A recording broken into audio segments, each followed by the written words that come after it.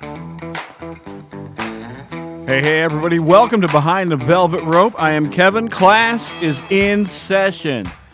I don't mean to be ironic about it, but it is graduation season, and that's an important season for the entertainment industry, specifically gentlemen's clubs. Class of 23, they're graduating. They're about to find out exactly what that local diploma is worth. We'll see you on stage soon. Now, here's the way. You're going to a graduation ceremony. You watch the class walk. I guarantee you 3 or 4 of those girls are going to be dancers within a month. Maybe 2 or 3 of them already are. And if you want to know which ones, look at your cheerleaders. Half the girls I work with are former cheerleaders. So, there is that. There's also the drama department. Drama Drama department. department does have some that come in. They do come in, but it's a fact. Graduation season is a yearly thing, and we have a washout rate like the Navy SEALs. If we get 20 new hires out of this graduating class, only 2 are going to stick with it. The rest move on to Tom Thumb, 7-Eleven, or greener pastures. No, I mean, there's basically the whole reason for it is they're being adventurous. They're out of high school. They're just trying to see what's out there for them. What kind of path they want to choose. Some actually want to just make money to put themselves through college. The other thing is, yes, money. Money is key, and it's easy money if you work and are smart about it. That in mind, we've got advice for our new baby dancers. First thing I'm going to tell you, set a schedule. Keep that schedule.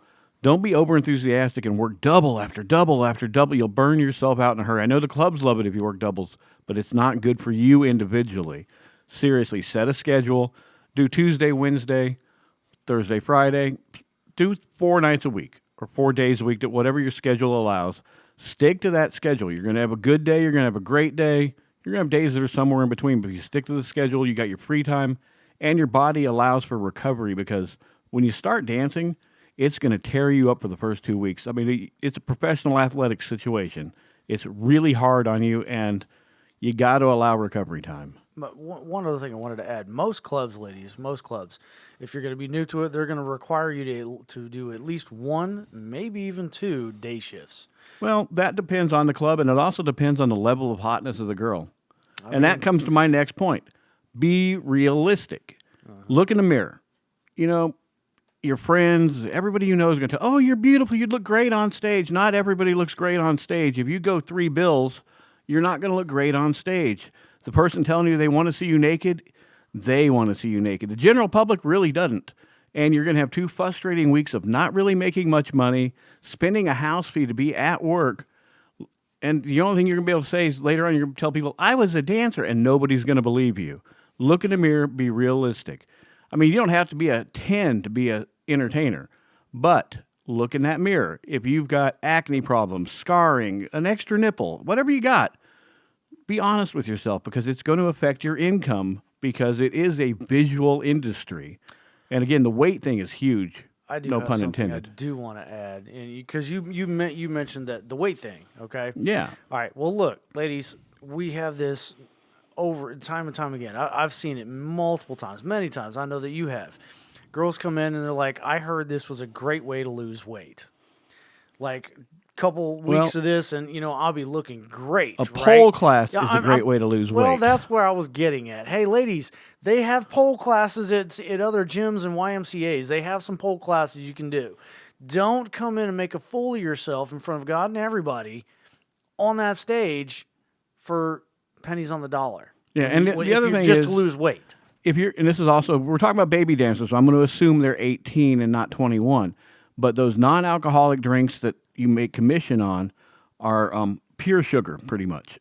Every bar has them. They have all got different recipes, but it's fairly sugary. So you're not going to lose weight if you're there drinking those all day, making money. So don't do it as a calorie counting exercise. Good thing about the bar business, ladies, it's natural selection. Either you make money and stay, or you don't and you go away. So, that's important.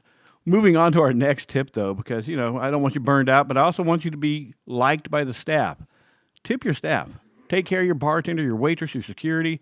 Don't be that cheap dancer that go, here's $3, because they're going to take care of you. They're going to look out for you. That's their job to look out for everybody, but there's looking out for, and then there's, oh, hey, don't, that guy's creepy, be careful. We'll warn good girls about customers that are that way. Speaking of customers, that's another one of our facts.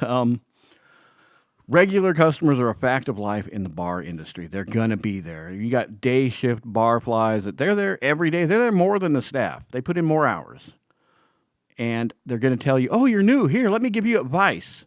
Don't listen to a word they say because they're going to buy a private dance. I've actually seen regulars do this. Oh, it's okay. All the girls pull that thong to the side during the dance. If you really want to make money, you got to do that. Yeah. No, you do not need to do that. No, you don't. Don't do anything you're not comfortable with. Don't do anything illegal. Don't do anything the bar's already told you, hey, you're not supposed to do just because so-and-so at the end of the bar is like, oh, all the girls do that. Yeah, no, just because they come into the bar all the time doesn't mean they know everything or that Andrew's right. They're self-appointed experts. Regulars. No. Yeah. No.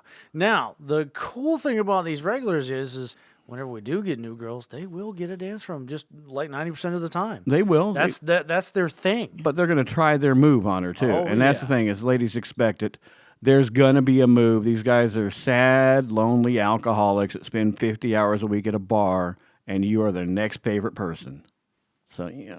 You're that notch on the belt they want to cross off again. Yeah. Not that they've ever had any notches. They want you to be the first notch. And every other girl said no, but you might say yes.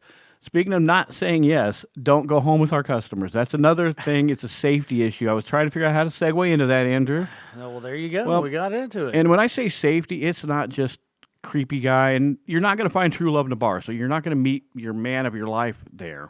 But we've had dancers across the country leave with customers and die.